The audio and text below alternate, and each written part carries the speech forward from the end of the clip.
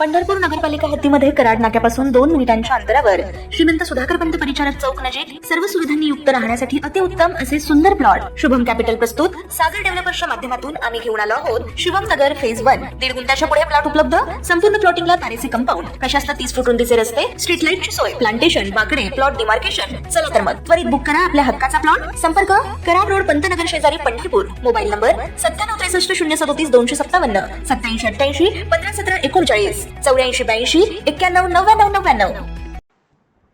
1 रुपयात पीक विमा देण्याची योजना सरकारनं आणली होती. मात्र आता हीच महत्वाकांक्षी योजना बंद करण्याचे संकेत कृषी मंत्री माणिकराव कोकाटे यांनी दिलेत. कोकाटे नेमकं काय म्हणालेत आणि 1 रुपयाच्या पीक विम्याआधी विम्याचा हप्ता किती होता यावर हा विशेष रिपोर्ट.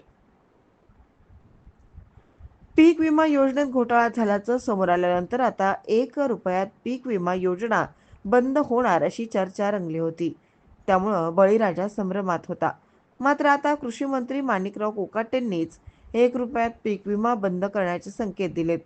काही शेतकऱ्यांना 100 रुपये तर काही शेतकऱ्यांना 1 रुपया असं करता येणार नसल्याचं कृषी मंत्र्यांनी स्पष्ट केलं.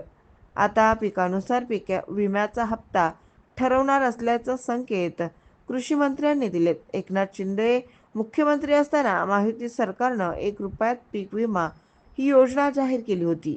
1 रुपयाच्या वरील रक्कम सरकार भरत होतं. ही योजना बीड जिल्ह्यात प्रायोगिक तत्वावर राबवण्यात आली होती. त्यानंतर ही योजना राज्यभर राबवण्यात आली. पीक विमा योजनेतील गैरप्रकार आणि लाडकी बहीण योजनेसह इतर योजनांमुळे तिजोरीवर येणारा ताण लक्षात घेऊन सरकार योजनेला कात्री लावण्याच्या तयारीत आहे. त्यामुळे सरकार पिकांच्या पॅटर्ननुसार योजना राबवणार की यात वेगळ्या सुधारणा करणार याकडे लक्ष लागलंय.